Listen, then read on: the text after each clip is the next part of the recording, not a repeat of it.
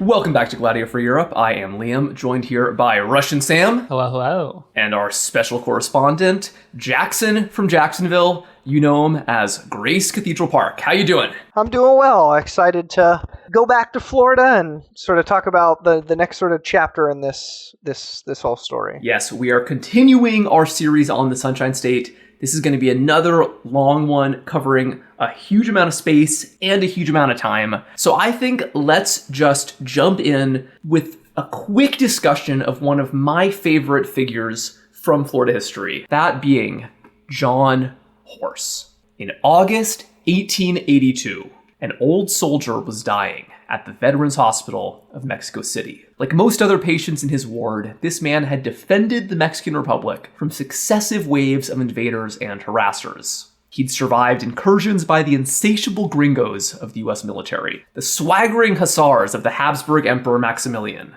and even the terrifying night riders of the Comanche. But unlike his compatriots, this man had not been born a Mexican citizen. He was not even born in Europe, like nearly all immigrants to Mexico at this time. Instead, this man was a black Seminole, born to an enslaved African-American mother and a half-Spanish, half-indigenous father. In his youth, he was one of the fiercest enemies of the United States government, perhaps the most powerful black person in the Western Hemisphere. This man was Seminole Chief Juan Caballo, better known in English sources as John Horse. John Horse was one of the Seminoles who refused to endure a life of submission in the barren and crowded lands of the Oklahoma Indian Territory, where he had been forcibly marched, like so many other Native Americans, on the orders of President Andrew Jackson. As a child, John Horse first encountered U.S. troops during the First Seminole War, which was the illegal incursion by Andrew Jackson, which won the Spanish territory of Florida for the proud and energetic new American Republic.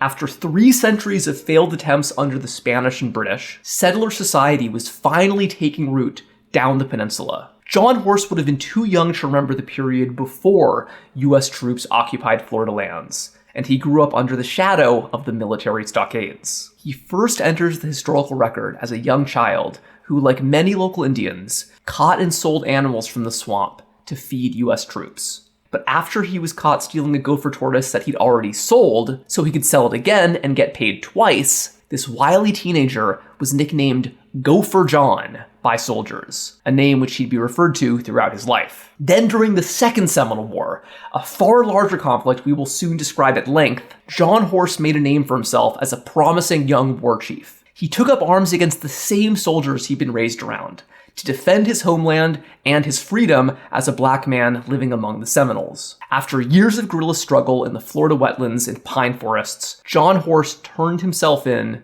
to the U.S. Army, offering his services as a scout against the Seminole if it meant preserving his life and his freedom. Despite this military service, John Horse and his family were deported to distant Oklahoma, forced to live with the slave-owning Muskogee Creek Nation, whose leadership despised the Seminole, and black Seminoles in particular. When some Creeks and even some Seminoles tried to enslave John Horse and other black Seminoles, he emerged as a war chief once more, defending his people in the battlefields of Oklahoma and in the courts of Washington, D.C. He worked with other Seminoles to argue they were a legally distinct people from the Creeks from which they emerged, although he was unable to convince the American government that black Seminoles were either truly Seminole or truly free.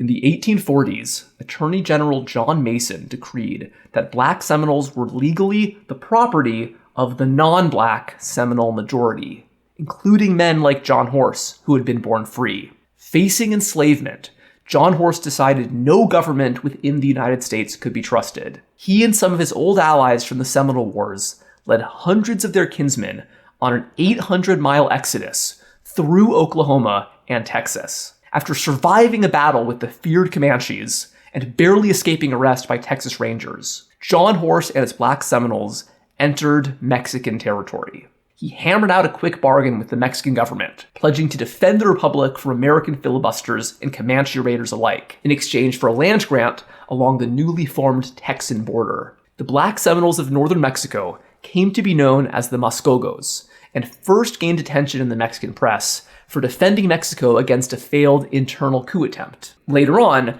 a Mexican colonel named Emil Langberg, himself a Danish immigrant, remarked that these Muskogos were some of the fiercest defenders of the Mexican nation. Decades later, when some Mexican landowners attempted to force the Muskogos off their territory, the aging John Horse traveled to Mexico City to plead his case for his people, just as he had done in the American capital of Washington, D.C. 4 decades prior. Although he caught pneumonia while in the city and would later die in that veterans hospital, John Horse and his companions were successful in defending their land claim to the Mexican dictator, Porfirio Diaz. Hundreds of Black Seminole descendants still live in the northern Mexico states to this day, and were formally recognized as an indigenous people in 2017. John Horse died in Mexico, fought his way across Texas, and had been forcibly removed to Oklahoma. But he was always a man of Florida. As a free, Black Native American who spoke both English and Spanish and was raised Catholic, a guy like John Horse could not have existed in any other place and time. His life and his career would be defined by the political developments in Florida, from the initial incursion of Andrew Jackson to the carnage of the Second Seminole War, up through his forced deportation in the Trail of Tears.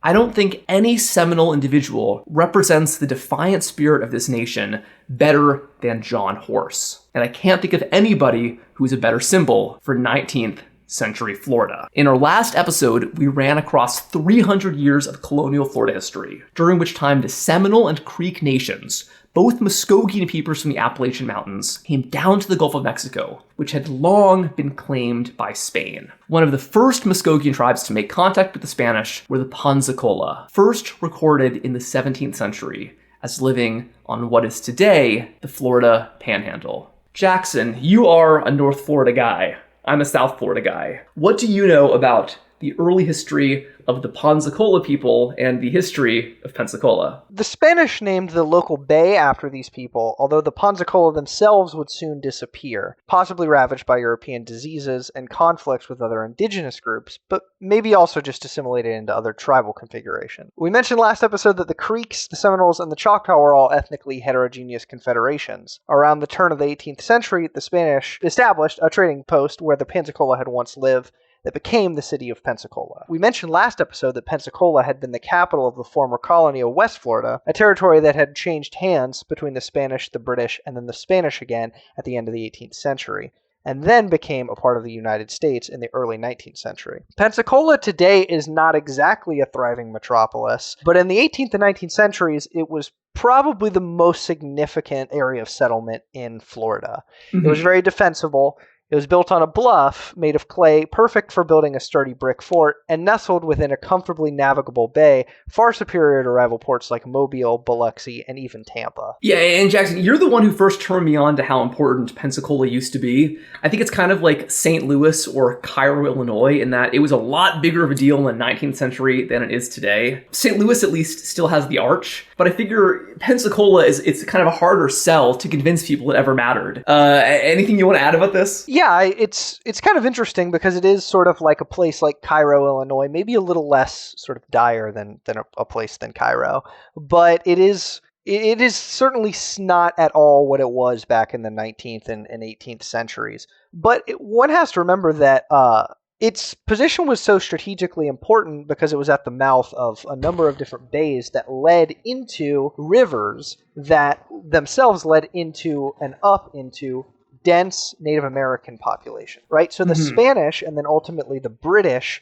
fostered the city as essentially a perfect trading port for them to project power into the Gulf and to project power up into sort of mainland North America to trade with Native Americans for things like pelts and what were called at the time Indian goods. And also, as we'll see later in the episode, Florida's economy in the 19th century was mostly a agricultural export economy. I mean, it was a slave state. And Pensacola's proximity to most of Floridian agricultural activity made it, at the time, one of the largest ports on the Gulf Coast. And I think you mentioned in the early years of Florida, in the early American period, and especially in the British and Spanish period, the main economic activity was nothing extractive. It was simply really trading with native peoples because it wasn't really a settlement colony. It was this, frontier zone where there was very little permanent white settlement. So yeah, most of the money being made was through consensual trade with Native Americans. And we mentioned last episode that most of the white traders, for whatever reason, were Scottish. And so a lot of Scottish names are going to recur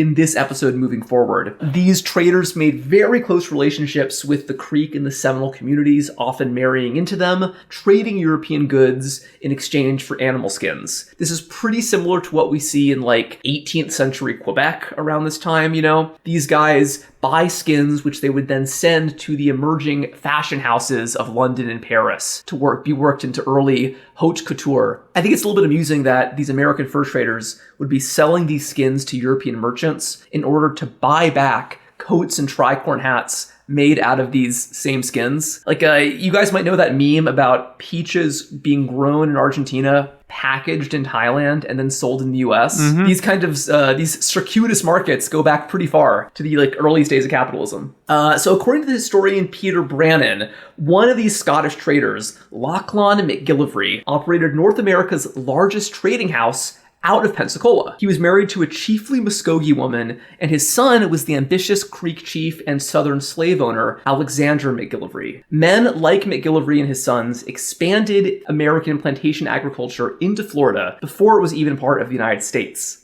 As part of a deliberate policy by both British and American governments, Muskogee Native Americans were instructed in plantation agriculture, which relied upon the brutal exploitation of African slaves. Slavery had been ubiquitous in Florida since the Spanish period, but really exploded after the conquest of Andrew Jackson, himself a Southern planter. People from Florida and the Carolinas, both white and black, began pouring into North Florida. Southern whites quickly established a society based on the same values and cash crops as the mainland American South. By the time of the Adams-Onis Treaty, which annexed Florida to the United States, a majority of Floridians were black. The overwhelming number of these people were slaves. However, Florida still had a significant lingering population of free black people, including black Seminoles like John Horse. But across the 19th century and even into the 20th century, the relative racial openness of Spanish colonial Florida would give way to the bichromatic rigidity of Southern American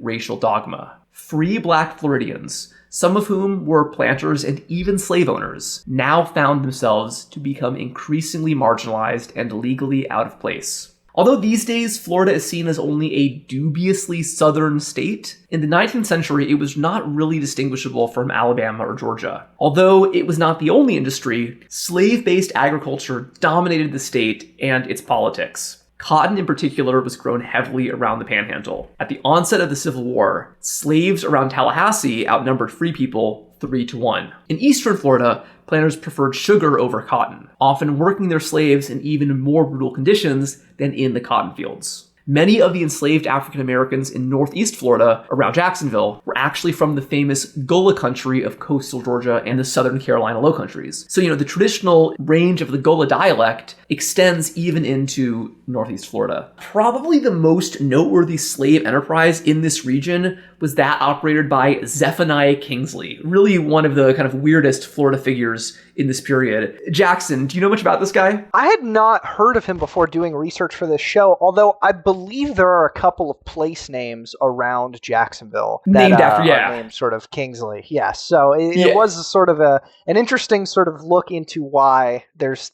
this guy's name everywhere, or at least in a couple places. I think our listeners are going to find a lot of resonances with previous episodes here, like our new Smyrna episode and our kind of failed Utopias episode we did with you. Because Zephaniah Kingsley, he was a character. And so, like many other Anglo settlers of Florida, he was, number one, from South Carolina, number two, of Scottish descent. And he arrived in East Florida when it was still a Spanish colony. He came from a British loyalist family. What was not typical about his background, however, was that he was a Quaker. And even more unusual, he was a Quaker slave owner and slave trader, as Quakers were typically opposed to slavery. This guy, Zephaniah Kingsley, was thus a really paradoxical character, whose religious views and egalitarian values made him, at least on paper, one of the strongest opponents of racism in the 18th century world. Yet despite publishing pamphlets in which he vociferously opposed the white supremacy of the time, he never ended his career as a slave trader or a slave master.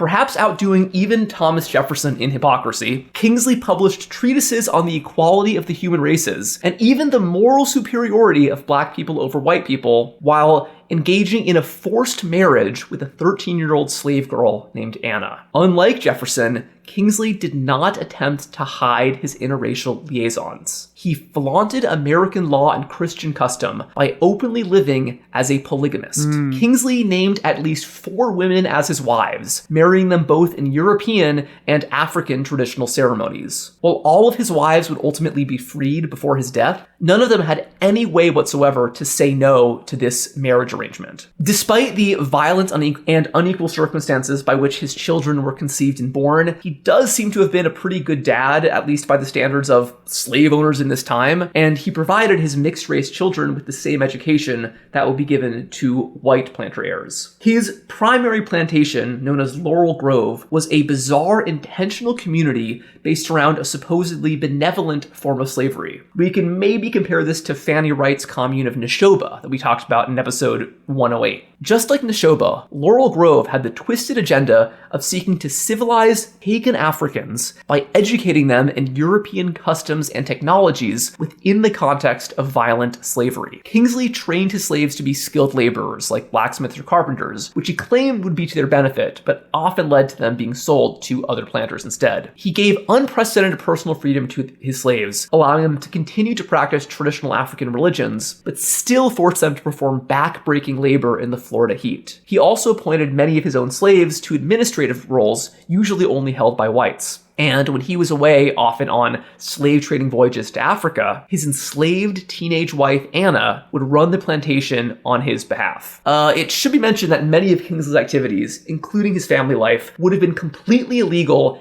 anywhere else in the American South. Intermarriage to one black woman, let alone 4, was seen as a threat to white supremacy and the plantation economy. But Kingsley, who had spent time in Haiti during the Haitian Revolution, believed that this relative benevolence was actually the way to preserve slave power. He was not in any sense opposed to slavery, despite insisting that black people and white people were equal. He explicitly argued that white people had a paternalistic relationship to black people, which could be facilitated by slavery, and therefore this evil institution could be made just. Again, this makes him a completely bizarre and contradictory figure. It's hard to believe that Zephaniah Kingsley ever actually existed. I also kind of think that he's really the only true believer in the paternalistic model of slavery. Like, you know, every other slave owner, they just said all that stuff to justify one of the most brutal and horrific economic systems in modern history. This guy actually thought that those arguments held water. And I find this all very, very interesting. And he's sort of representative, I think, of like the sort of weirdness and the not exactly fitting in with the rest of the deep Southness of Florida in like the early 19th century. Yeah, and in many ways also kind of the fact that Florida was a blank slate for white settlers. They could create new forms of society there. Like, you know, we talked about New Smyrna previously. That was this intentional community of Mediterranean immigrants. This was another very strange intentional community. It's certainly not utopian in any sense, but it's this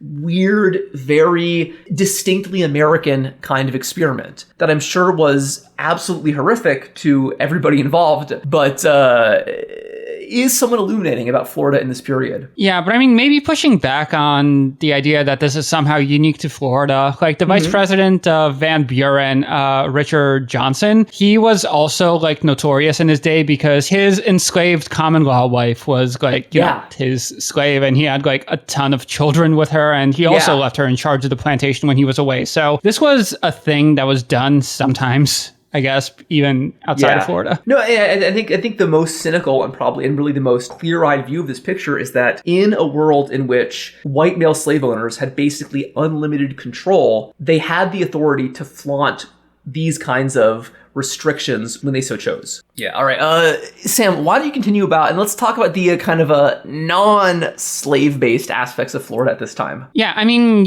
so we just talked about slavery for a fair bit, and I mean, that was very central to the economy, of course, but despite that centrality, the Florida economy was unusually diversified for a southern state. In addition to the Indian trade, which continued until Jackson's deportations during the Trail of Tears, Pensacola was really a major hub for naval supplies. As the best port in the Gulf Gulf, ships from across the Americas and beyond would stop to make repairs there. Florida pine trees were prized for their tar, which was essential for keeping rickety ships afloat. This helped to establish Pensacola as a brief international hub, which was so cosmopolitan that there was even a Norwegian Lutheran church for passing Scandinavian sailors. Pensacola was also dominated by Northerners of another sort, who, despite being basically the southernmost point of the American settlement in the early 1800s, the town's economy was dominated by New Englanders, like many other places. At this time, modest coastal towns like New Haven, Worcester, and Nantucket had a huge international influence through shipping and whaling, and this had a huge influence on the history of Hawaii as well, which we previously discussed very recently. These New Englanders began going deep into the northern Atlantic in search of cod, but quickly they realized that the Gulf of Mexico included perhaps the best and most biodiverse fishing waters in the Americas. Yeah, no, and this is true today. At least until the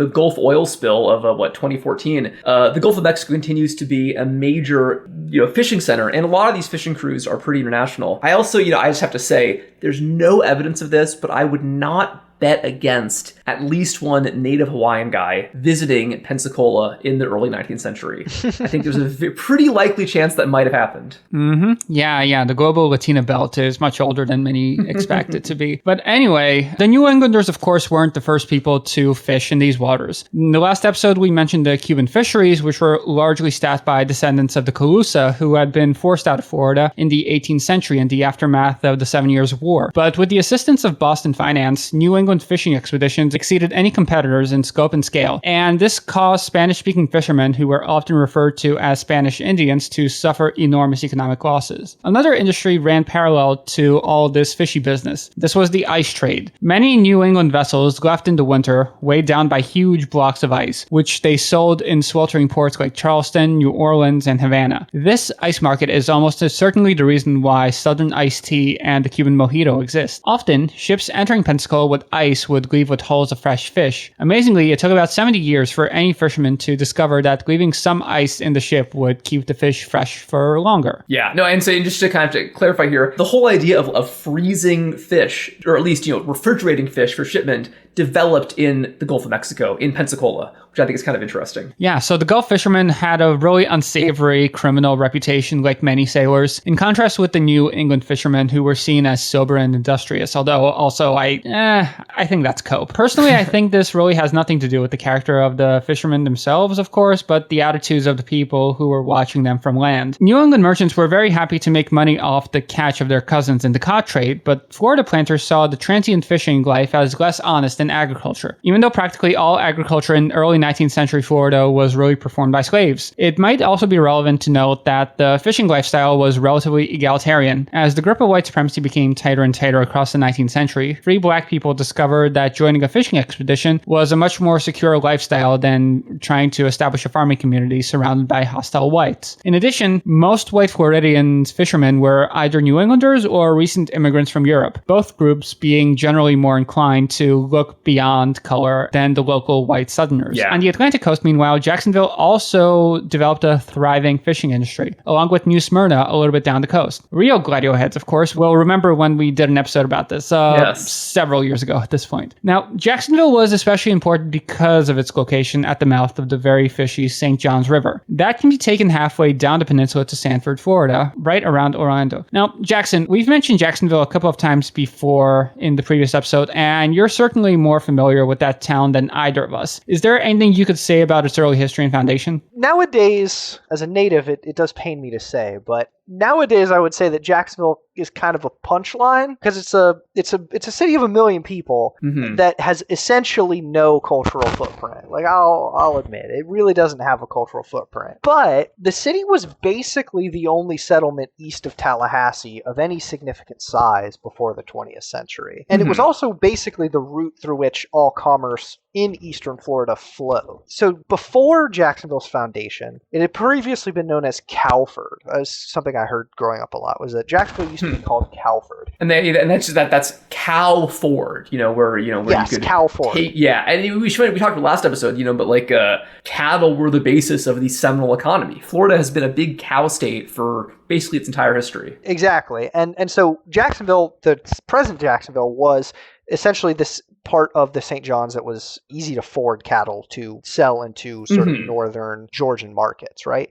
So Calford wasn't exactly a settlement, it was just a geographic location. Present-day Jacksonville was sparsely settled even during Spanish and British times. Refugees from conflicts between the British and the Spanish, and eventually the Americans and the Spanish, often established temporary lodgings on the banks of the St. John's. So there's archaeological sites that happen in and around Jacksonville occasionally. They often recover evidence of refugee settlement. The site had been the site of a Spanish fort, but it was also the sort of location of something that we mentioned last episode when men from Georgia invaded Spanish Florida, proclaimed their allegiance to revolutionary France, and attempted to overthrow the Spanish government there. However, that didn't really work. That fort sort of passed back into Spanish hands, and settlement was still sparse until the early 19th century, when in 1820, a sort of hilarious figure, like a cracker squatter and cattle rustler named Isaiah David Hart,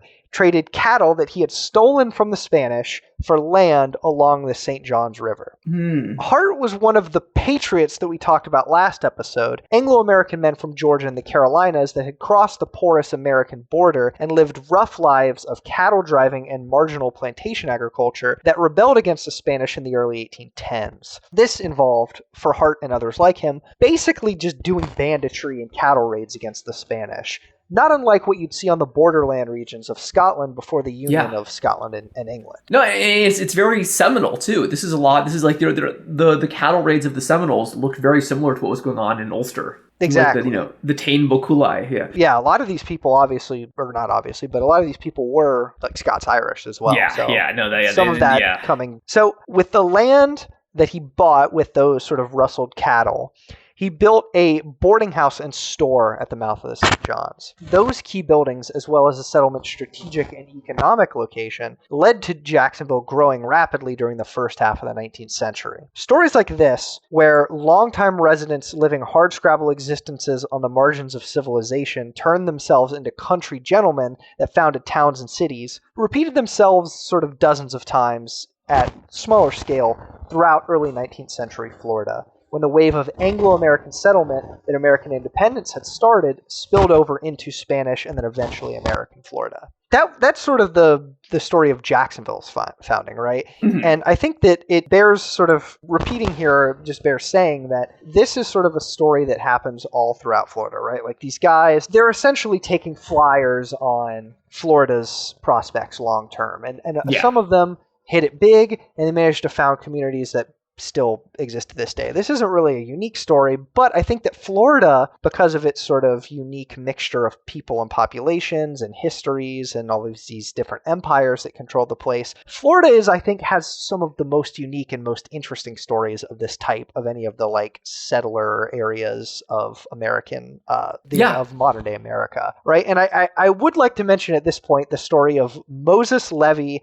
and David Levy Yulee, because it sort of ties in not only the story of an Anglo-American expansion, but also because it dovetails with our episode on utopias in America. Moses Levy was a Sephardic Jewish trader and merchant originally born in Morocco, whose family had become courtiers to the Moroccan Sultan Muhammad III and been bestowed the title of Yulee. He made his fortune in the West Indies selling lumber in British Florida and set roots in St. Augustine as well as in the Danish Indies. Upon an apparently tumultuous divorce from his wife, Levy devoted his life to that most American of places, utopia. He became a reformer, arguing for public education, the gradual emancipation of slaves, though he himself was a prodigious slave owner, and interestingly, became an advocate for what is basically like proto-Zionism. Yeah. He purchased a vast tract of land near what is now Lake City in 1820 at the same time as Isaiah Hart, and he planned to turn it into a New Jerusalem, a plantation settled by Jewish immigrants from Europe that would serve as a new homeland for the Jewish people. And again, very similar to New Smyrna here, which was meant to be this refuge for Greek refugees from the Ottoman Empire, right down the road. Yeah, and about 150 years too early. Yes.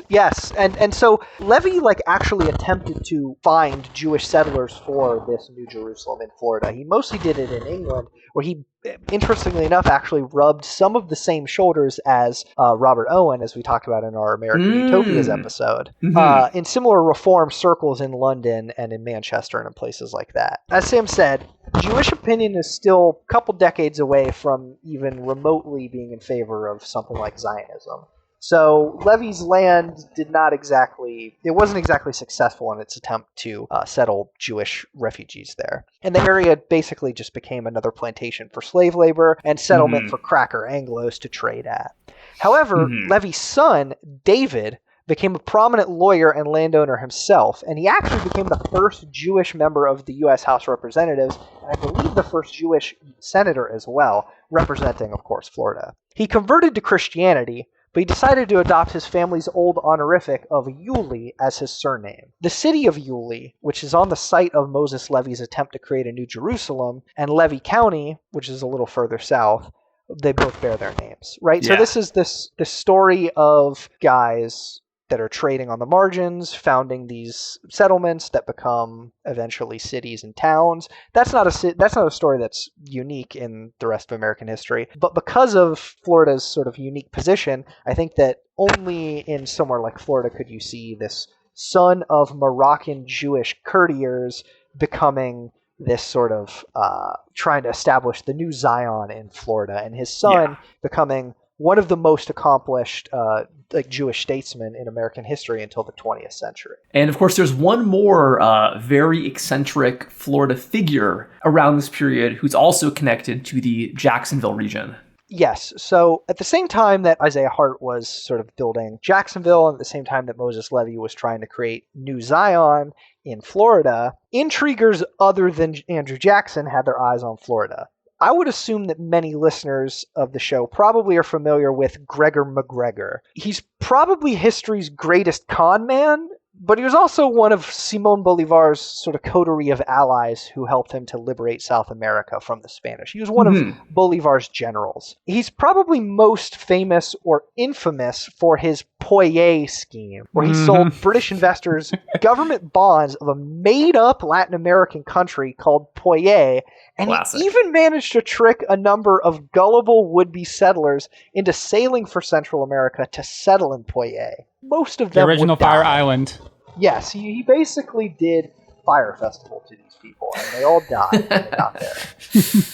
The scheme was so brazen and so successful that McGregor even managed to have the Bank of England invest fairly heavily into the scheme, which led to a minor financial panic in 1825 when the so-called Cacique of Poyet was revealed to be a huckster. So McGregor was a born scoundrel and confidence man, and he basically attempted to pull Saul Goodman-style schemes for the entirety of his life. He did it well past Poyet's expiration date. But lesser known than his liberating, and lesser known than even his scheming, is that he was involved in a farcical sort of abortive attempt to wrest Florida away from the Spanish at Amelia Island in what became known as the Amelia Island Affair. So during the wars of Latin American independence, McGregor sailed for Spanish Florida with a host of men and landed on Amelia Island, where McGregor claimed that he had been sent by General Bolívar to seize Florida for the revolutionary South American Republic. He probably was not sent by Bolívar, and he was probably just doing another one of his huckstering schemes. He called on all Floridians to rise up to overthrow the Spanish, and he fortified his position on Amelia Island, linking up with French privateer and fellow swashbuckling gamesman Louis-Michel Ory, and he basically then after beat a hasty retreat away from Amelia Island and left the garrison in Ory's hands. Amelia Island was basically the perfect locale for these two to meet up. Ory himself was a pirate. He had been a Gulf Coast pirate in the French region, and he had sort of been a privateer and a buccaneer in those areas. And obviously McGregor was this sort of prolific con man. Amelia Island was basically a perfect place for those two to meet up and try to seize Spanish Florida, because Amelia Island, because of its secluded nature and because it was essentially a natural harbor, Amelia Island was basically a pirate haven and had been since the sort of 7 Years' War had left Florida in sort of dubious control of first the British, then the Spanish, and then the American. And this is actually only one of 2 pirate havens on the Spanish-American frontier we're going to talk about this episode. Yes.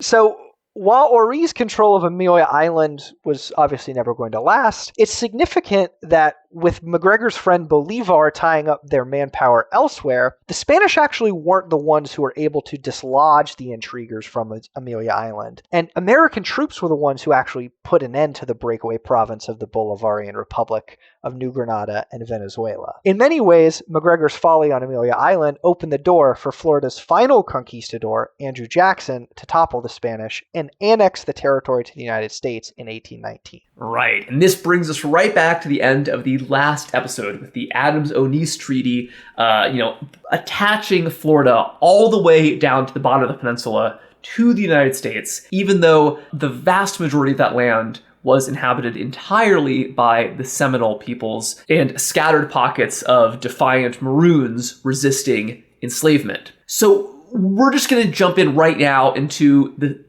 our continuing history of the Seminole Wars and the career of Andrew Jackson. But before we really get in, I think we should keep in mind that prior to Andrew Jackson, the cultural landscape of Florida was so completely different from what happened after Jackson, and that the Southeast more broadly had a significant Native American presence. Native Americans living within the Southeast, particularly in Florida, maintained a degree of legitimacy and recognition not only from the US government, but from European governments as well. Had Jackson not deported the Creek and Seminole peoples, all of the 5 civilized tribes from the American Southeast, I would argue that culturally, the identity of the American Southeast, particularly Florida, Alabama, and Mississippi, would look a lot more like the American Southwest. There would most likely be a continuing presence of Native American culture and Native American identities.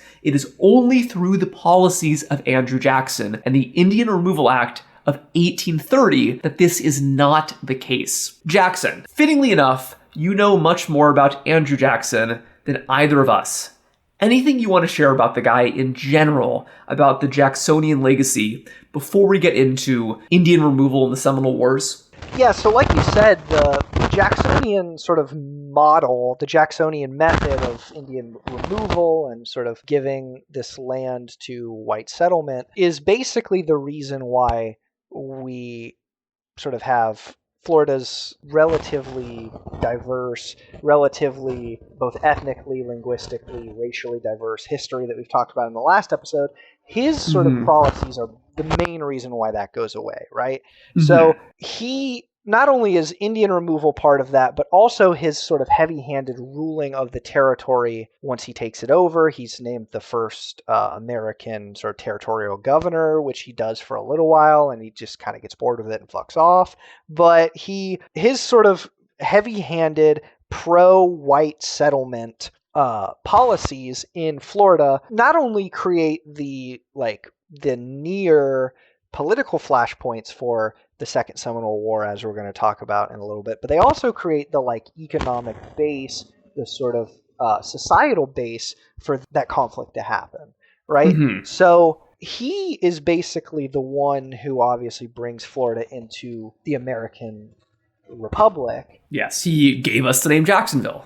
Exactly, right? Mm-hmm. And by doing so, he opened the floodgates for Anglo settlement and expansion of slavery into the territory, right? Yeah. So the pace of change due to Jackson's seizure of Florida was rapid, right? He was very much into... I was thinking about this recently. He's like a very 20th century character. He's sort of out of place in the 19th century, where he was willing to bend basically any rule for an in-group, and then he was incredibly hard-hearted and did not care about any of the outgroups, right? So he was perfectly willing to bend rules for white settlers in the region, and they flooded into Florida as a result, right? So the main administrative center of Florida change from St. Augustine and Pensacola into this new settlement of Tallahassee, right? Tallahassee is now a major urban area, and it's obviously the home of Florida State, but it was basically unsettled in 1819 when the territory acceded into the United States. It was a rural, sort of uninhabited area, only inhabited very sparsely. The first year of Florida's territorial governance was conducted basically in tents and eventually log cabins as the sort of buildings of state were built in Tallahassee. And as that region grew in political importance, it also grew in economic importance. Middle Florida, the area around Tallahassee, was the most economically it was the most economically important and the most dense population-wise of the whole state. Those were the settlements that had the southern slave economy. It was the most dominant in that region. And like we said, the number of slaves in Florida was skyrocketed after the American accession, and the majority of Florida on the eve of the Seminole Wars, like we said, was black. So all of that being said, that is the sort of base that sparks the Second Seminole War, right? Because as Anglo settlers moved into Middle Florida in the 1820s, thanks to Jackson's sort of seizure of the territory and his sort of territorial governance that allowed for easy and quick Anglo-American settlement of the region, those settlers pushed further and further south, and they started to encroach onto still extant and indeed pretty powerful Native American population in and around Paynes Prairie, which is around modern-day Gainesville, especially the populations of the Seminoles and the Creeks. Seminole settlements in Alachua County, in and around Paynes Prairie, as I just said, were significant, and conflict was basically inevitable between land-hungry crackers to the north and the semi-nomadic, warlike raider herdsmen of the Seminole peoples to the south. And that sort of set the stage for this climactic battle of sort of old Florida, of this sort of ethnically, linguistically mixed Florida of the Spanish period, sort of came into conflict with this new American, Anglo-American settler economy of the new Florida. And so this brings us the lead up to the Second Seminole War, which really is a much more significant conflict than I think most Americans, even history nerds like us, tend to realize.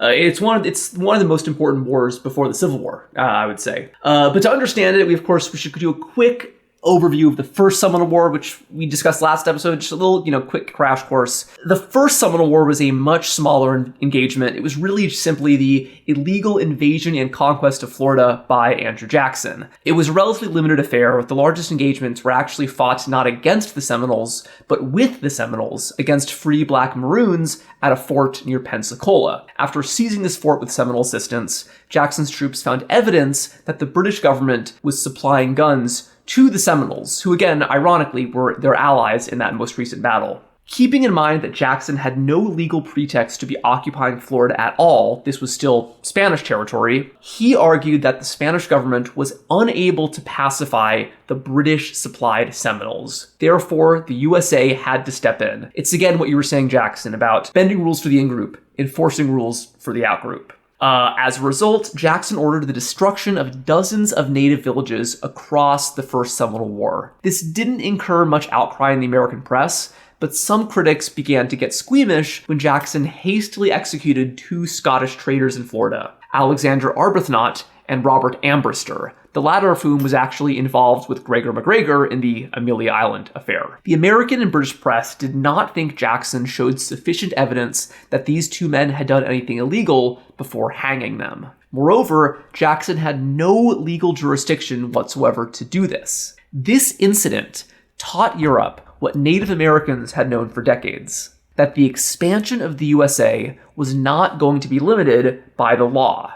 Any limits on American expansion could only be set by violent resistance. And this brings us back to the uneasy situation of 1822. All of Florida is now legally claimed by the United States, from Pensacola in the north all the way down the shaft to Cape Sable. In practice, Florida was still a complete frontier outside the northernmost points. primarily populated by native Seminoles and free black Maroons who had no interest in being subjugated to a settler state.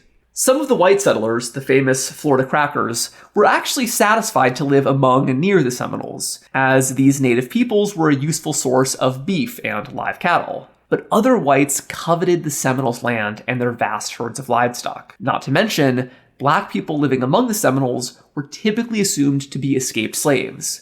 This made them, in the twisted logic of the planter, the rightful property of any white who could claim them. All whites were nervous about being outnumbered by a native people skilled in warfare, who had experience battling the United States and a century's head start in gaining familiarity with the hostile Florida landscape. The presence of black people among the Seminoles was especially troubling to whites. Free black people anywhere were a social threat to the Southern slave regime, but the presence of armed black Seminoles convinced whites that a mass slave revolt was imminent. In 1822, memories of the Haitian Revolution were not too distant. Closer to home, in 1811, dozens of enslaved African Americans living on Louisiana's German coast marched toward New Orleans. Though only 2 whites were killed, this was the largest slave revolt in U.S. history. A decade later in South Carolina, a free black man named Denmark Vesey was caught planning a major slave revolt in the city of Charleston, which at this point was majority black. Vesey was worldly and self-educated, having been born in the Danish West Indies and forced to serve for a time in pre-revolutionary Haiti. Though he would ultimately be betrayed by some of his close associates before the plan could be put into action, white Southerners were chilled by court testimonies of the plan to link up with free Haitians to gain weapons and supplies. It was believed that with foreign encouragement, whether Haitian or European, enslaved and indigenous peoples could easily be spurred to attack their masters and colonizers. And at this time, British merchants and trading houses continued to be active in Florida. These merchants, who again were mostly Scottish, were heavily involved in land sales and early Florida boosterism, continuing to recruit crackers straight from the borderlands of the Old Country. Meanwhile, there wasn't really a comparable Spanish presence of settlers in American Florida, but there is some circumstantial evidence that the Spanish to American handover in 1822 was deliberately bungled to frustrate American ambitions. According to the historian C.S. Monaco, the final Spanish governor, Jose Coppinger, told the Seminole people that the Americans would not actually have dominion over all of Florida, but instead only the lands where the white man has cultivated with the plow and the hoe. In 1822, this settled area really only amounted to the Panhandle and the northernmost parts of the peninsula. The Seminoles therefore believed that they would not only be allowed to prosper on the rest of the peninsula, but could do so as independent subjects, free from any colonial authority. It's possible that Jose Coppinger was misinformed, but I think it's more likely that this was a deliberate act of sabotage against the incoming American administration. I also just have to mention that this Coppinger guy was one of those Irish dudes serving the Latin American armies. They are everywhere in this period. It's kind of fun. And again, connections between African Americans and Native Americans were very troubling to whites. Black migrants brought to the Seminoles a familiarity with white society, as well as the English language. The society they assimilated into was one that was long accustomed to wetlands warfare and stealthy cattle raids. In the minds of paranoid whites, these black settlers were basically therefore anti-colonial super soldiers who were uniquely accustomed to resist American encroachment. For all of these factors, plus classic white American chauvinism, American officials immediately began the process of marginalizing and dispossessing the Seminoles of Florida, first encouraging them to settle on reservation land further down the peninsula, and then coercing them into leaving their land for territory in Arkansas and Oklahoma. Sam, why don't you jump in and tell us about how conflicts continue to mount between the settlers and the Seminole people? Yeah, so despite the fact that the Seminole were relative newcomers to Florida, they had, over the past century, become very acclimated to the landscape of the peninsula and had developed a very prosperous cattle industry themselves. They had no interest in leaving their land, and in fact, they had various cultural traditions physically connecting them to the soil. Most notably, Seminole parents buried the umbilical cords of their children under the floors of their homes. I would also guess that because the ancestors of the Seminole had had been migratory, they saw Florida as their sanctuary, their promised land. After centuries of evading white settlers and, for the black Seminoles, their enslavers, these people were not going to offer themselves up to federal custody. So after 1830, with the passage of the Indian Removal Act, the Seminoles had received word of the gross mistreatment of the Creek and Cherokee peoples, who in some cases were their own blood relatives. Across the 20s and 30s, the Seminoles eventually were coerced into signing away all of their claims to the land of Florida. To some extent, treaty negotiations involved deliberate mistranslation and outright lying on behalf of U.S. officials. It was widely believed among both whites and Seminoles that these negotiations had not been in good faith, and that the native peoples of Florida had been tricked into giving up much more land than they had intended to. Members of the American military, as well as Whig opponents of Andrew Jackson, decried the chicanery, quote-unquote, of these dishonest negotiations. Even before the war began in 1835, there were multiple whistleblowers in the U.S. military who argued that this kind of gross mistreatment would push the Seminole into a violent response. Some U.S. officers, including Major Ethan Allen Hitchcock, wrote privately that any resistance by the Seminoles would be justified. Even Thomas Jessup, the primary leader of U.S. forces during the war, acknowledged that the Seminoles, quote, look upon us as robbers and oppressors and have determined to die on the ground rather than leave it. Yeah, so basically everybody knew that things were heating up in Florida, but the Jackson administration continued to push for complete deportation. In 1834, near the end of his presidency, Jackson began making preparations for this mass removal, following the model of the removal of the Cherokees, Choctaws, Creeks, and Chickasaw in the mainland southeast. As part of this planned deportation, traders were suddenly ordered to not sell any guns or ammunitions to the Seminole. The young Chief Osceola protested this in the letter to local officials, unsuccessfully appealing on the basis of white supremacy. Osceola argued that it was unjust for him, an Indian of partial Scottish ancestry, to be treated like a black slave and not be allowed to carry a gun. The next year, in 1835, American officials declared that all Seminoles would have to leave Florida forever and accede to the same fate as the Creeks. Soon afterward, these officials were invited to attend a major Seminole gathering in which Seminole men performed a war dance around a massive bonfire. This dance, although the whites did not know it, was most likely intended as a declaration of war. That August, Seminole leaders including Osceola, Micanopy, and John Horse began carrying out raids against settled plantations and U.S. military supply trains. Low-level raids like this had gone on in Florida for decades, but this was beginning to spiral into something bigger. Local settlers assembled a hasty militia to patrol their farms in Alachua County in northern Florida. These settlers, who were mostly recent immigrants from Scotland and England, were totally outmatched by the Seminoles. Dozens were killed in skirmishes, leading to the deployment of the U.S. military in what would become one of the largest American conflicts before 1860. As the war began to spread across North and Central Florida, some Seminoles accepted deportation as a way to avoid conflict.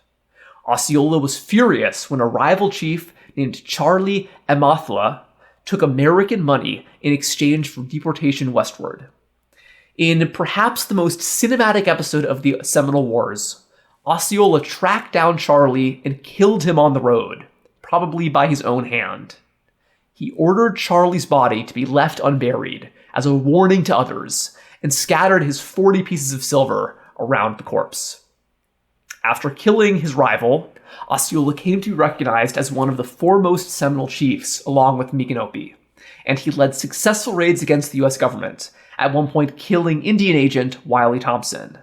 In the early months of the Second Seminole War, hundreds of farms and several forts across northern Florida were abandoned. This was the biggest indigenous pushback to American colonization since King Philip's War 2 centuries earlier, involving a significantly wider geographic range. The U.S. Army at this point was also only 7,000 people strong, and although it was better armed than the Seminoles, it was probably more poorly trained. It had been over 20 years since the War of 1812 and the First Seminole War, so U.S. troops were extremely green. The most competent officers were European advisors who had fought for or against Napoleon, but these men were unable to train U.S. regulars fast enough to mount a successful counterattack against Seminole incursions. Due to the U.S. manpower shortage, small numbers of Native Americans, including Shawnees from distant Kansas, were recruited to fight in Florida. Believing the Shawnee to be less civilized than the Seminoles, white officers deliberately spread rumors that these native auxiliaries would cannibalize Seminole men and eat their hearts, then enslave their women and children. This cannibalism was complete fiction, but the part about enslavement was projection on behalf of white Americans. They had been enslaving Seminoles for decades, often with the pretext that these Seminoles had African blood and were therefore their property. We should mention, though, that slavery did also exist among the Seminoles themselves, but perhaps due to their semi-nomadic lifestyle, it wasn't really as all-encompassing or as dehumanizing as slavery in the United States, or slavery among the Creek and the Cherokee. Seminole slaves lived and worked alongside their masters as semi-nomadic farmers, and served as warriors in times of conflict. This was not an imitation of American plantation slavery, as we saw previously among the Creeks. Seminole slavery did have a racial component, as all or most Seminole slaves were descended from African captives, formerly of American or Spanish colonies. And we saw previously with Osceola that when dealing with whites, non-black Seminoles sometimes emphasized their supposed superiority over black people. But despite this rhetoric, there doesn't seem to have been any taboo against interracial marriage, and at least in times of war, black Seminoles like John Horse and a man named Abraham achieved major political standing. The historian C.S. Monaco also cautions that there might be some racial prejudices among the Seminole that aren't really perceptible to modern non-native audiences. For instance, the fact that enslaved black Seminoles cultivated land on independent farms, not their owner's plantation, at first glance seems like a measure of equality, totally different from our understanding of racialized slavery. However, in Seminole society, it was actually considered demeaning for any man to be farming at all. That was women's work. Slaves were barred from hunting, which was the domain of men. Although free black Seminoles could experience enormous social mobility within the tribe, this only seems to have happened during periods of extreme pressure, like wars against the United States. And after the Seminoles were deported to Oklahoma, these racial distinctions appear to have reemerged, leading John Horse to bring his men down into Mexico. Black Seminoles, including a major landowner and former U.S. ally named Abraham, were instrumental in the shocking defeat of U.S. regulars in the Dade Battle, or Dade Massacre, of December 1835. General Francis Dade led about 100 soldiers toward the military outpost of Fort King in Ocala, Florida, but Seminole troops under Micanopy and Abraham were lying in wait. This would be described by Halpater Tuskanugi, or Chief Alligator, one of the few Seminole leaders who survived the war, in a pretty cool first-hand account. Alligator writes, "We'd been preparing for this for more than a year. Just as the day was breaking, we moved out of the swamp into the Pine Barren. I counted by the direction of Jumper," that's another Seminole chief, 180 warriors. Upon approaching the road, each man chose his position on the west side. About 9 o'clock in the morning, the command approached. So soon as all the soldiers were opposite, Jumper gave the whoop. Micanopy fired the first rifle, the signal agreed upon, when every Indian arose and fired, which laid upon the ground dead more than half of the white men. The cannon was discharged several times, but the men who loaded it were shot down as soon as the smoke cleared away. So this was a very shocking defeat early in the war. It's kind of like along the lines of Custer's Last Stand. And this would lead to Francis Dade becoming kind of a martyr for American expansion, and it made him the namesake of South Florida's Miami-Dade County.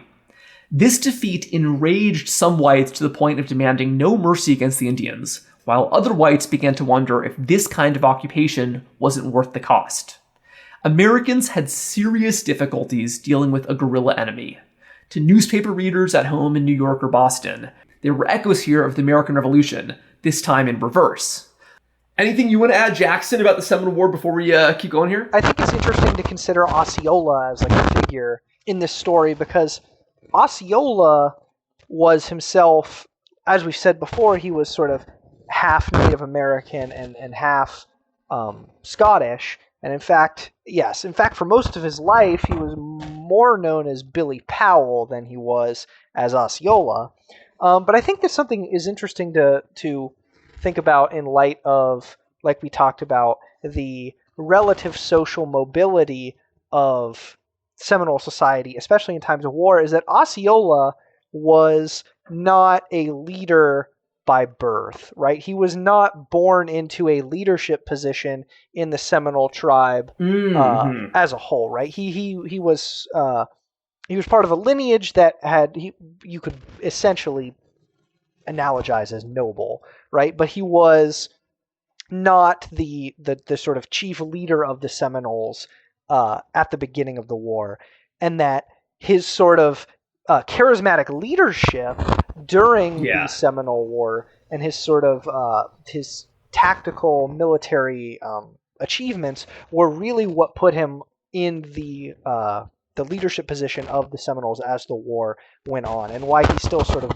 remembered as the main Seminole leader of the Seminole Wars, even though he did not really start the war in that position. It's why he's, for example, the mascot of Florida State today, is because of his sort of his charismatic leadership and because of Seminole Society's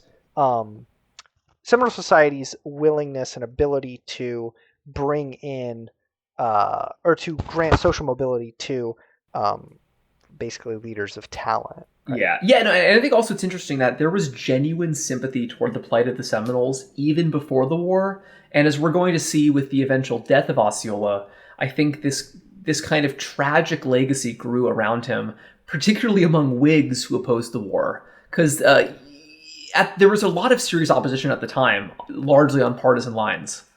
Yeah, it's worth saying that, like, until the Civil War, like, basically none of the conflicts that America fought in were, like, saw the kinds of rally around the flag that we're used to in the 20th and 21st century. Like, the Whigs were pretty vehemently against entering the Mexican-American War, and like the Seminole War, there was a lot of pushback by Federalists against the War of 1812.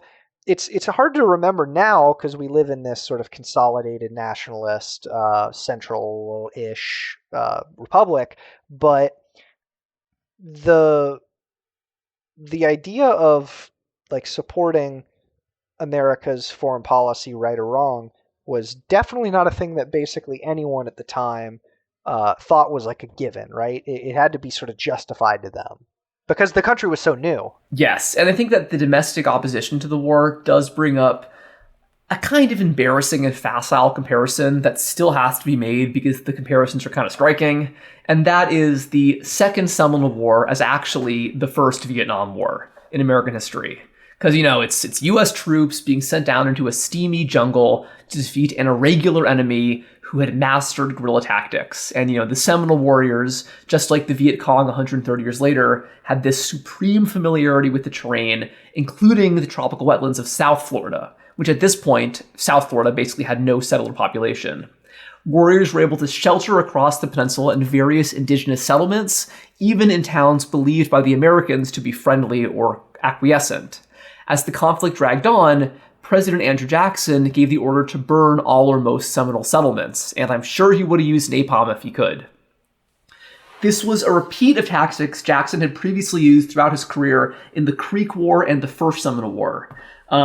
We should mention that some Seminoles, including Osceola, were directly related to Creeks who fought against or with Jackson in Georgia or Alabama 20 years prior. Seminoles and Maroons were also able to pass across colonial boundaries to their advantage, and just as we saw in previous episodes of Florida history, Seminoles and Maroons were able to use colonial borders to their advantage. Small numbers of Seminoles were able to shelter in Spanish Cuba and the British Bahamas, especially Andros Island, where they picked up guns and supplies during their stay. And again, just like in Vietnam, actions by the US government generated significant controversy both at home and abroad.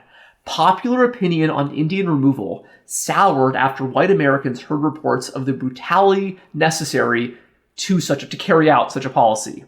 Whigs opposed the war both in its execution and on principle, as they were generally less enthusiastic about American expansion and more sympathetic toward Native Americans. 2 years after the initial rebellion began, however, the U.S. General Joseph Hernandez offered a ceasefire to Osceola near St. Augustine.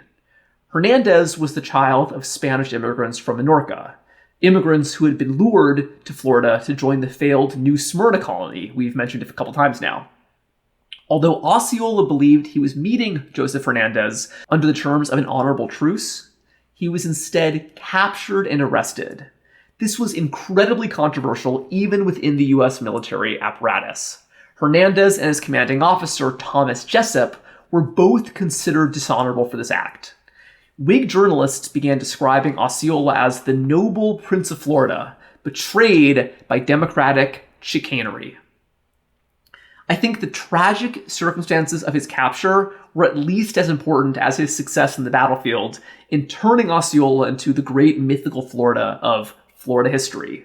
To this day, hundreds of places are named after him, not only Osceola County in Florida or Lake Osceola at University of Miami, but all places as far as Iowa, Michigan, New York, and even Ontario, Canada. These towns were almost all built in the 1830s and 40s and chose their names as a deliberate political provocation against Jackson and the Democratic Party. There's also another final grisly element to the Osceola story. Shortly after his arrest, he died of disease under the care of an eccentric Maryland doctor named Frederick Whedon. Whedon, who after the war would become one of the largest landowners of southern Florida, removed Osceola's head from his body and preserved it in alcohol for the next several years, showing it as a curiosity in his own office, later giving it as a wedding gift to his daughter Henrietta, before it was ultimately sent to a museum and destroyed in fire in the 1860s. Yeah, so after the arrest of Osceola and his subsequent death in captivity, the organized Seminole resistance began to wane. By 1837, the Seminoles were less able to conduct large-scale attacks on towns or plantations, and many began to accept deportation in exchange for U.S. clemency. Seminole forces under Chief Alligator and a man named Billy Bowlegs had one last significant victory over U.S. troops in the Battle of Lake Okeechobee, in which they defeated an army under the leadership of the future President Zachary Taylor, nearly 3 times their size. This halted U.S. military advance into mainland South Florida, allowing the Everglades to become a de facto refuge for the Seminole peoples. And remember that by the early 19th century, the swampy southern parts of Florida were effectively devoid of any human life. The indigenous Tequesta and Calusa peoples of South Florida had already been forcibly relocated by colonial power. They had been brought to Cuba en masse in the 1760s, upon which point they assimilated into the colonial Caribbean society and basically disappeared completely from the historical record. Some Seminole refugees made it to the bottom of the peninsula and onto the Florida Keys, settling now what's now Miami-Dade and Monroe County in the 1820s and 30s. Thousands of their descendants still live in the region today, comprising the Miccosukee tribe and the Seminole tribes of Florida, not to be confused with the Seminole tribe of Oklahoma. During the Seminole Wars, these people took refuge in the Everglades on forested islands called hammocks, where they could easily hide from marauding American troops. Even today, with modern airboats and aerial photography, finding a missing person in the Everglades is extremely difficult. In the early 19th century, it was nigh impossible. This made the Seminole essentially invulnerable to U.S. detection, especially given that the Everglades today only flow across 20% of their historical span, to give some more idea of just how difficult this would have been. Other Seminole and Miccosukee peoples lived on the pine rocklands of the Miami coast, which extended into the limestone archipelago of the Keys. Yeah, and so basically this is all to say that so after the Battle of Lake Okeechobee, the war kind of turned into a stalemate where larger numbers of Seminoles went down into the swamps, not to fight whites necessarily, but just to survive, because they know that whites would be largely unable to pursue them into the wetlands. And the wetlands at this time were significantly larger than the Florida wetlands today. And so by the time that the Seminoles reached South Florida, there were basically no full-time residents of that area, since the Tequesta and the Calusa had been deported. However, they did begin to make sporadic contact with fishermen from Cuba, the Bahamas, and again, New England. I think that this must have been a little bit bewildering for the Seminole, that they had just crossed hundreds of miles of alligator-infested swamps to get away from white settlers. But as soon as they get to the Florida Keys, they're now finding that there's some white passing traders here too. Possibly because of warm relations between the Seminoles and the Spanish in North Florida before the wars, many Native Americans in the later stage of the Second Seminole War began to be employed on Cuban fishing plantations called ranchos in southwest Florida. These fishermen included both Seminoles and Cuban descendants of the Calusa, who were forced off of the peninsula a couple generations before. According to Seminole oral tradition, these Cubans were men of indigenous appearance who had assimilated into Spanish culture, drinking Spanish coffee and smoking Cuban cigars, but identified themselves as Calasa, probably the same word as Calusa. Anglos began referring to so-called Spanish Indians living across the Florida coast, who could either be mestizo descendants of white Cubans and indigenous peoples, or could refer to Seminole fishermen in Spanish service. White Americans were deeply troubled by the close ties between their indigenous enemies and the Spaniards, and feared, not without reason, that Spanish guns might be falling into Seminole hands.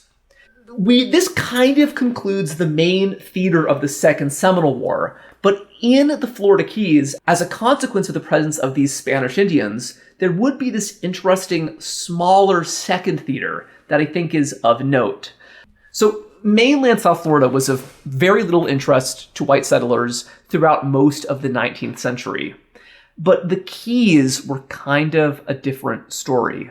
Initially, the biggest interest in the Florida Keys was not necessarily economic, but instead strategic, because command of the Florida Keys, particularly Key West, could allow the U.S. military, particularly the U.S. Navy, to command the Straits of Florida. This was the body of water separating Florida from Cuba, which had a lot of economic significance and was also very heavily trafficked by pirates during the early 20th century. Thomas Jefferson, soon before his death, actually wrote a letter to President James Monroe pleading for them to secure Florida, particularly the Florida Keys, as a way to, command the Gulf of Mexico. Many American politicians actually believed that the United States should not only control Florida and the Keys, but also seize Cuba as well. Long before McKinley and Roosevelt in the Spanish-American War, various American politicians entertained seizing the island of Cuba through either cannonball or coin. As slavery opened up divisions in American society, the conquest of Cuba was seen as an easy way to add a new slave state into the Union. We mentioned last episode how many Americans saw the Spanish Empire and its former colonies as languid, derelict, and much too Catholic. Therefore, it was only natural in their minds for Spanish-speaking regions to be settled by industrious white Protestants. After these same industrious white Protestants wrested control of Texas away from the Mexican Republic and instituted their own version of the Southern slaveocracy, Florida Senator David Yulee, who we mentioned previously, declared that the Gulf of Mexico would be a common basis of expansion. A permanent military presence along the Gulf, including the long, swampy Gulf Coast of Mexico, could allow the Stars of Stripes to fly over not just Cuba, but also Venezuela and other parts of Latin America. This early imperialist vision, advanced most famously by a secret society called the Knights of the Golden Circle, was entirely focused on the problem of slavery. But these planters had a big problem. While the Gulf Coast might be owned by the United States, its waters were commanded by men of no nation, men who flew many flags but whose only true allegiance was to the Jolly Roger. By the early 19th century, the golden age of piracy was a distant memory, with the romantic image of the Caribbean buccaneer already taking shape in European literature. But due to the weak presence of various colonial powers in Florida around the time of the Spanish-American Wars of Independence, piracy rose again. Florida and the Gulf remained one of the last holdouts of nautical banditry in the Western Hemisphere. Last episode, we mentioned a guy named William Augustus Bowles, a British man who joined the Creek Nation and had a brief career as a pirate. He was one of many such men operating in the Gulf and the Atlantic coast of Florida. The most famous of these guys was the young French-American pirate Jean Lafitte, a master navigator of the shifting stilts of the Mississippi River Delta, who earned the name Terror of the Gulf for his attacks on Spanish vessels sailing between Mexico and Cuba. Interestingly, Lafitte was probably also of Sephardic Jewish descent. His parents were conversos who'd emigrated from Spain to France and then Louisiana to escape persecution by the Spanish. I gotta wonder if he might have seen his piratical career as a kind of revenge. This has some parallels with the Barbary corsairs we mentioned back in episode 53. But Jean Lafitte is most known not as an enemy of Spain, but instead as the British, as he was bribed by Andrew Jackson to defend New Orleans during the War of 1812. For this reason, Jean Lafitte has a pretty heroic reputation in American history, and particularly in the tourist economy of Louisiana. But I'm not sure if Americans usually realize that after his service in the Battle of New Orleans, Jean Lafitte immediately returned to piracy. In 1819, he was apprehended by American authorities for preying on ships near the Dry Tortugas, again attacking the Spanish, this time on behalf of the newly independent Republic of Mexico. In a great parallel to the Amelia Island affair, Jean Lafitte established a short-lived pirates' republic on Galveston Island off the Texas coast. This settlement, called Campeche, only lasted a few years before being destroyed by a hurricane, but during that brief time, Jean Lafitte got around U.S. prohibitions on the international slave trade by illegally smuggling kidnapped Africans into Louisiana and Florida from his island stronghold. This made Jean Lafitte an enemy of the United States, causing him to relocate from Louisiana down to Cuba. But after Spanish authorities forced him out of Cuba, Jean Lafitte joined yet another war against Spain. He was one of several pirates commissioned by Simón Bolívar to fight for Spanish-American independence. Shortly thereafter, Jean Lafitte approached a Spanish naval vessel that he mistook for an unguarded merchant ship. Lafitte's own ship was blown to pieces, and he sank to a watery grave. Although some writers and tour guides for 200 years hence have insisted that he actually faked his death and instead retired peacefully to, of all places, the Blue Ridge Mountains of North Carolina. We mentioned that Jean Lafitte, like many pirates, traded in slaves. However, Florida piracy is interesting due to the recurring examples of pirates who were themselves once enslaved. We mentioned the apocryphal Black Caesar last episode, the most famous resident of the early Florida Keys. But a real-life Black Caesar was the Haitian pirate Henri César, a teenage revolutionary who was apparently aware of the older Black Caesar legend and established his own base in the Florida swamps, from which he plundered passing ships, just like the Black Caesar of legend. Newspapers from the time describe other pirates in Florida waters, including one crew, possibly also Haitian, who captured a Spanish slaving ship and freed all the Africans on board, upon which they tossed the Spanish slavers into the sea. Historians caution that this story should be understood as part of the general racial paranoia during the period after the Haitian Revolution. It is, however, one of the most concrete examples of any pirates forcing anybody to walk the plank. Returning to the period of the Seminole Wars, the Florida Keys were notorious for being a hotbed of pirates and wreckers. The lack of real political control, first by the Spanish and then the Americans, allowed pirates of many different ethnic backgrounds to seamlessly move across the straits, attacking anybody in between. Local officials in Cuba, who resented Spanish control and feared American encroachment, were often happy to shelter pirates, as we saw with Jean Lafitte. Whenever Spanish authorities came to Cuba, these pirates would cross to Florida. Whenever American authorities came to Florida, these guys would go back down to Cuba. U.S. Navy Commander David Porter complained about entire villages of pirates on the Cuban coast. Whenever either American or Spanish ships sailed by, local children would go on lighting signal fires to warn their piratical parents to hide. In fact, one of these Cuban pirates is the most famous of all Florida buccaneers, that being Gasparilla. Born Jose Gaspar, he was said to have been either an ambitious street urchin in 18th century Spain or the bored scion of a line of hidalgos. Either way, he left the Iberian Peninsula first as a legitimate sailor, but after experiencing terrible treatment by his captain, Gasparilla led a mutiny and turned to piracy. He amassed a fleet that was said to be larger than either the Spanish Armada or the young American Navy, operating first from Havana, then from a base still known as Gasparilla Island to this day. Then in 1821, when Florida passed into U.S. hands, Gasparilla's ship was sunk by the American Navy off the waters of Tampa. Rather than be captured, Gasparilla jumped overboard to join Davy Jones. This is a great story, and it is of huge interest to the Tampa Tourism Board, especially because it now appears that they completely invented it. There was never actually a pirate named Jose Gaspar. That story was completely fictitious, invented by railroad advertisers trying to promote a more exciting image of Tampa in the later 19th and early 20th century, taking the name from a place already known as Gasparilla Island. However, his Spanish origin probably does reflect the influence of the significant Cuban community of Tampa, going all the way back to the period of the Spanish Indians and the fishing ranchos. Cuban cigar rollers and cigar impresarios were a significant force behind the growth of Tampa after the Seminole Wars. The immigration of the cigar workers meant that Tampa had a distinctly Latin character across the 19th century, probably even more than it does today, making it sort of like Florida's original Miami. The character of Gasparilla drew from a romantic but still stereotypical image of Cubans as both passionate and lawless. The historian André Marcel Don connects the emergence of the Gasparilla myth both to the Cuban War of Independence and constant labor agitation by Cuban workers in Florida.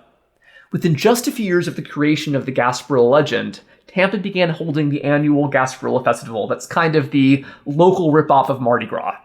We've talked a lot about invented traditions in this podcast, but I think an entire civic holiday based on an advertising mascot might take the case. Well, many such cases.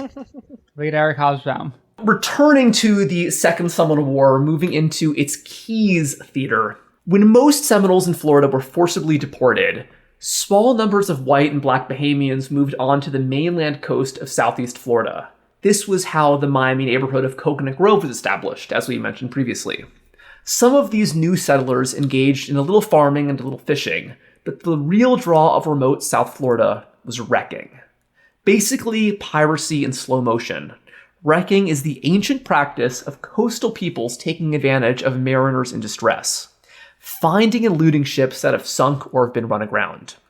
Wreckers in Florida prided themselves on rescuing stranded sailors who otherwise might have drowned. There's even a statue of these supposedly heroic wreckers in Key West today. In practice, many of these men were happy to kill any survivors they came across to make sure there weren't any witnesses to their looting. Wreckers were often accused of strategically placing lights to trick sailors into running into a rocky coast, because more shipwrecks meant more merchandise to loot. Interestingly, the Florida Keys, thanks to their proximity to the coast and small amount of arable farmland, were some of the first parts of southern Florida to be heavily populated by whites. This made the Keys an early basis for all economic activity, including wrecking. This was especially true of the final and most famous key, Key West.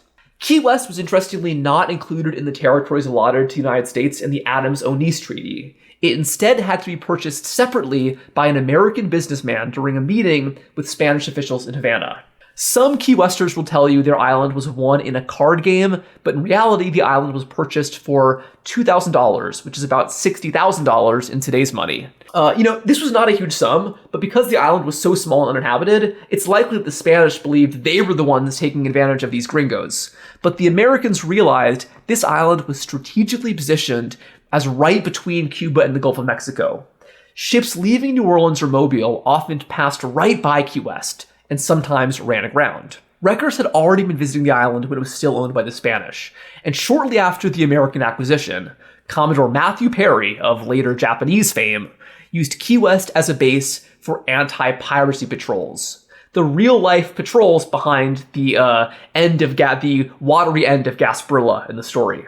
Despite Perry's activities, maritime crime continued right under his nose, and the economy of Key West rapidly grew almost entirely due to the constant robbery and resale of wrecked goods. According to one analysis done in the 1930s, residents of Key West in the 1830s may have actually been the wealthiest Americans per capita, entirely due to the riches of crime trickling down. Eventually, the rise of lighthouses meant that wrecking could no longer sustain the island as its primary industry. But anybody who spent time on Duval Street knows that the spirit of sleaze has not left Key West. One more island of note is the now uninhabited Indian Key, southernmost point of conflict in the Seminole Wars. Indian Key was settled in the 1830s by a few farmers and fishermen who included the well-known botanist Henry Perrine. He was probably the first person to realize that tropical plants from all over the world could be cultivated in South Florida. At this time, the Keys were part of Dade County, not yet Monroe County, and Indian Key was actually Dade County's seat. But then, in 1840, during the final years of the Second Seminole War, a Native American leader of indeterminate origin named Chikaika led an attack on the island, killing Henry Perrine and a dozen other settlers. These attackers were identified as Spanish Indians, the men who fished on the Cuban ranchos and may have been of Calusa descent. They had been deported to Cuba in the 1760s, but maintained ties to Florida across several generations.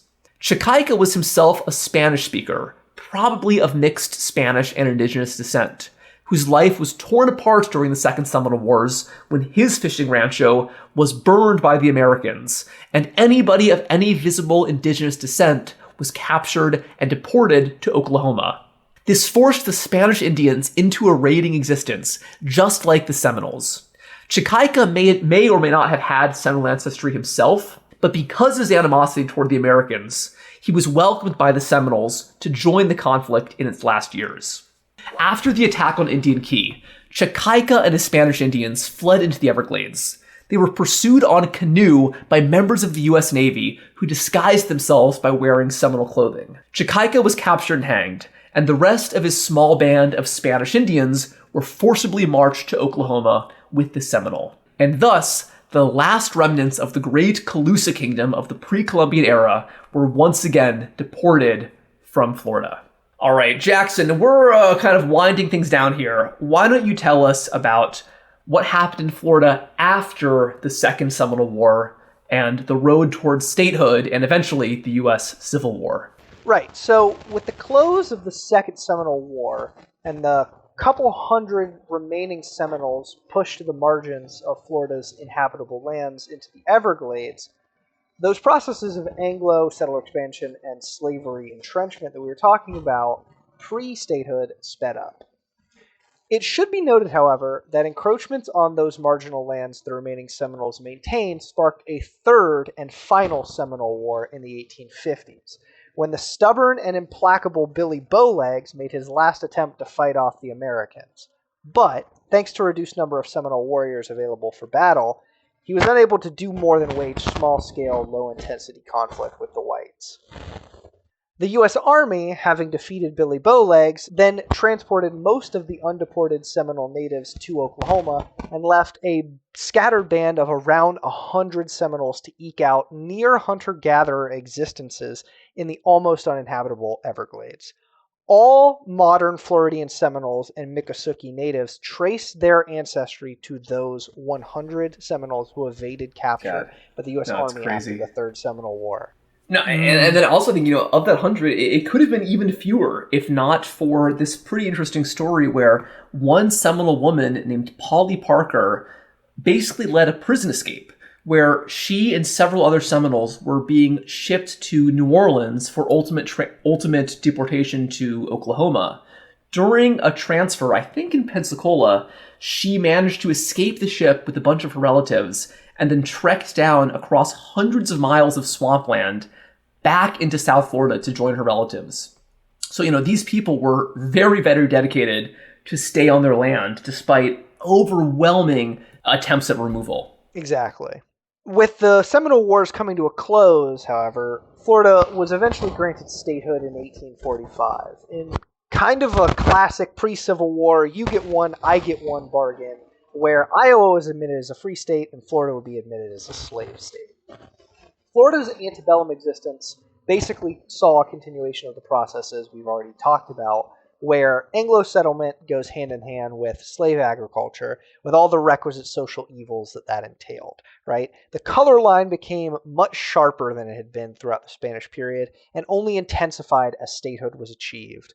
The Spanish caste system was replaced more and more by hardline American racial codes, and free black life, which had been a part of Florida's society since the Spanish entrusted British Maroons with custodianship of Fort Mose, became harder and more circumscribed, right? So there had been this sort of extant free black population that had lived, especially in and around St. Augustine, even during American territorial period, that was really clamped down on during statehood.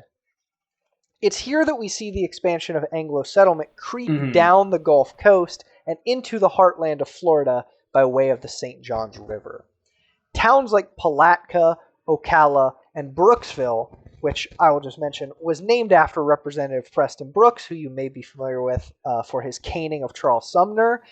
They named it in his honor. I know it's pretty crazy. Oh, God! Those settlements grew during statehood, and the seeds were sown for the expansion of Florida into the Lakes region near Orlando and Miami through the growth of that St. Johns River riverboat infrastructure that would eventually make Jacksonville Florida's basically main city after the Civil War. Yeah. Sorry, Pensacola, you had your chance. Exactly.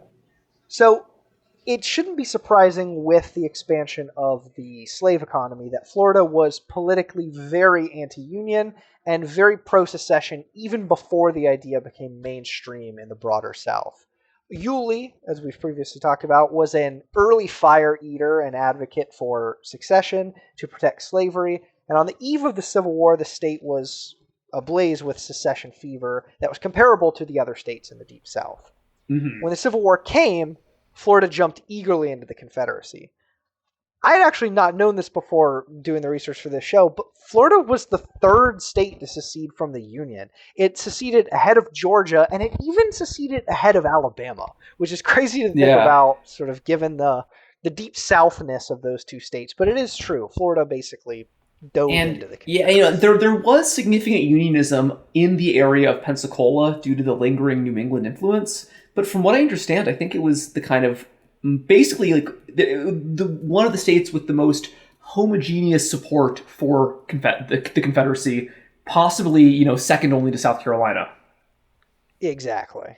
So during the Civil War, Florida was not a major theater of action. Yeah, also we should mention the population was still very small in this period. It was still quite marginal. Yeah, right? So Florida's population was marginal, and it was not really of particular strategic importance for either side during the Civil War. So it wasn't really a major theater of action. However, that's not to say that no fighting took place in Florida. It was a key part of both the Confederacy's war effort as well as the Union strategy to defeat that war effort. Yeah. Florida's cotton economy was strong, of course, and it was a major reason why secession sentiment was so high in the first place. But Florida was also a major agricultural center. We've talked about the cattle and beef industry as being super important to the state, super important to both Anglo settlers, the Crackers, but also to the Seminoles. But also just staple agriculture was important as well, sort of corn and pork and things of this nature.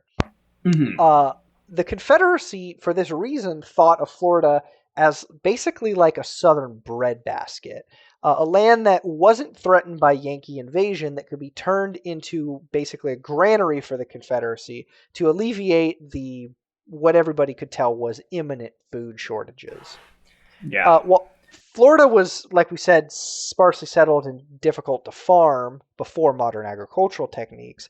It wasn't really able to make up for the shortfall that the Confederacy was experiencing in food, but the state did provide substantial reserves of food to the Confederacy. Most interestingly, I thought was sort of emblematic of this, is that the coastal nature of Floridian settlement at the time meant that Florida's main export during the war was actually salt. So Florida's governor, who had the incredibly appropriate name of John Milton, as we will see, he plunged the state into the war effort. He was a ideological hardline fire eater secessionist, and he basically did a mini great leap forward in the salt industry, where he put most of the enslaved labor base of the state into salt works, right? Into constructing furnaces to boil salt water and in chopping down trees for fueling those furnaces. Yeah. He essentially he essentially built a bunch of backyard salt furnaces in Florida for the war effort. So, like we said, those efforts were significant, but they weren't really enough to supply the Confederacy. Yeah, no, and I also just want to add here, this is all import substitution only happening because the southern coast was basically totally blockaded by the Union Navy. And I just want to point out here, I think it's kind of funny. We mentioned earlier in the episode that Southerners just had this weird aversion to sailing and fishing. I kind of wonder if this is that like weird cultural aversion coming back to bite them, Like they let the New Englanders do all their fishing for them, and now suddenly New England sailors are blockading all their ports. Like, how do you not plan for this? Exactly. And so that was sort of the Union's response to the Southern War effort, was to try and block off the ports and to stop that food in Florida from reaching the rest of the South. So the Anaconda Plan, which some listeners may be familiar with, was basically the Union's attempt to blockade the Confederacy to prevent shipments of cotton from going to Europe and to prevent shipments of arms and food from going into the South during the Civil War. That involved the choking off of shipments from Florida to the rest of the Confederacy, as well as from Europe and places in South America. So the ports of Jacksonville, Pensacola, and Apalachicola were all seized by the Union during the war, and the strategic Tampa Bay was blockaded. Union forces were basically happy to sit behind the fortifications at places like Pensacola and Jacksonville for the most part, and service in Florida was seen as relatively easy. That's not to say that there was no sort of effort in waging the war in Florida, though, and a number of regiments of U.S. colored troops were actually raised in the region, and raids into the countryside to take territory and seize supplies by the Union were intermittent throughout the war. The largest battle in Florida during the Civil War was at Olustee in February 1864. Olustee's near Lake City. It's in that middle Florida region that was sort of strategically important before the war. And confusingly, middle Florida is not in central Florida. Exactly. It means the middle of North Florida. Yes. At Olustee, the Union occupation of Jacksonville, which had actually been sort of recaptured by the Confederacy, then recaptured by the Union in 1864, those troops sought to link up with the Union garrison in Pensacola to cut off the agricultural supplies north into the Confederacy in the waning years of the Civil War. About 5,000 men on either side fought each other, including men of the famous 54th Massachusetts Regiment that some listeners may be familiar with from the movie Glory. The Union lost that battle, and they retreated to Jacksonville to wait out the rest of the war. The war basically started to crumble around the Confederacy soon after, though, and the situation basically never became worse in Florida than at Olustee for the Confederacy until Appomattox Courthouse and the end of the Civil War. I would like to note that the governor of Florida, John Milton, we mentioned, at the end of the Civil War, maybe channeling his namesake, thought it better to die gloriously for the Confederacy than to serve in heaven for the Union. He actually killed himself at the end of the Civil War. He basically thought that the Union would sort of not look kindly on the Confederacy and took his own life, which was a bad decision. He probably would have gotten off scot-free. My Fuhrer, Lee wasn't able to lead the counteroffensive. Exactly. Yeah, no. We're going to see next episode how the guys like John Milton would find their paradise found once again later in the 19th century. Yeah. So the Civil War in Florida is not obviously the main theater. It's not even particularly, I wouldn't even say it's a particularly sort of major part of the state's history at the time, but it did sort of ruin Florida, although to a lesser extent than it had ruined the rest of the South, right? The cotton economy was a no-go at that point, right? Slavery was abolished in 1865, and the economic base of the cotton industry disappeared with it. The political economy of Florida was changed, obviously, massively by that event. So the balance of the state after the Civil War shifted southward, and it basically has not stopped shifting southward since 1865. The Panhandle became economically much less important to the state, and in fact became almost economically backwards as citrus took over in inland Florida. Like we mentioned, Pensacola used to be this thriving port on the Gulf Coast, right? One of the most important ports on the Gulf Coast, second only to New Orleans in the early 19th and late 18th centuries. Pensacola basically never recovered from the Civil War. It declined and has only basically continued to decline since, as the sort of use of a Gulf port that was near cotton country, it just wasn't as economically feasible as it had been in the early 19th century. The other sort of interesting ramification of the Civil War in Florida, though, came not by the sort of broad political changes, but in the sort of people who manned the garrisons in towns that the Union had captured, like Jacksonville and Pensacola, because many of those Yankee soldiers who were stationed in the state and sort of marveled at this land of palm trees and citrus groves where like winter never really came, compared that to their sort of dreary Yankee lives in Connecticut and Massachusetts, and started thinking about coming back, right? Started thinking about returning to Florida and maybe setting up sort of lives in this region that was pretty sparsely populated and looked like there was a lot of opportunity there.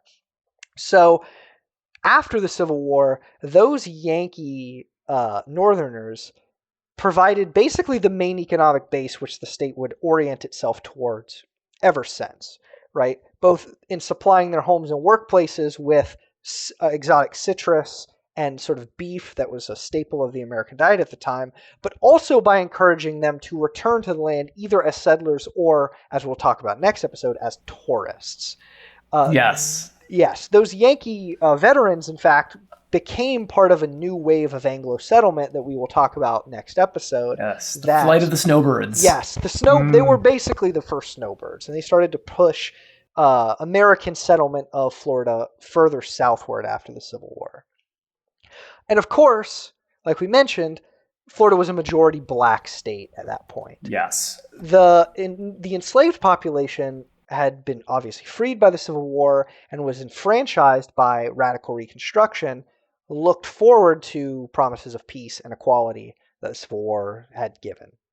So the state installed a Reconstruction government, like many others in the Deep South, which sought to navigate those modernizing egalitarian demands of the Union with sort of recalcitrant Redeemer violence and white supremacy that was endemic to the South, which we'll return to next episode when we talk about. And I think that the best example of this is how in Orange County, Florida, you have, of course, Disney World, Universal, these great theme parks built in the 20th century, masterpieces of American social engineering, and this, promise of utopia. You were also not too far off from the town of Ocoee, where in 1920, one of the worst race massacres in American history was fought as, one of the last stages of the re-entrenchment of white control after Reconstruction. And I think that, going into later 19th century and 20th century Florida, it's all about that horrific contrast between this, beautiful paradisiac myth-making as Florida becomes the Eden of America, as well as the slow tightening grip of white supremacy in the post-Reconstruction South. And, we already see that Florida was a slave state as much as any slave state. In the post-Civil War years, Florida is going to become a Klan state as much as any Klan state. Exactly. Like we said, Florida left the Civil War kind of having been violently ripped out of that antebellum society and economy, right? Its entire economy and history of American control was defined by Anglo settlement, Native American expulsion, and the cotton economy and the slave economy. It was ripped out of that by the Civil War. The cotton kingdom of slaves and masters had been uprooted in the Sunshine State just as it had been uprooted in every other state below the Mason-Dixon. However, because of Florida's unique geography, society, and history, it was kind of put on a different path from the one that it had been on, where it was much closer to the rest of the Deep South. And it would walk a much different path in the second half of the 19th century and into the 20th century than states like Mississippi, Alabama, and Georgia. It would go down, I think it would be fair to say, it would go down a much weirder path than any of those states would, which like we said, we'll explore in our next episode.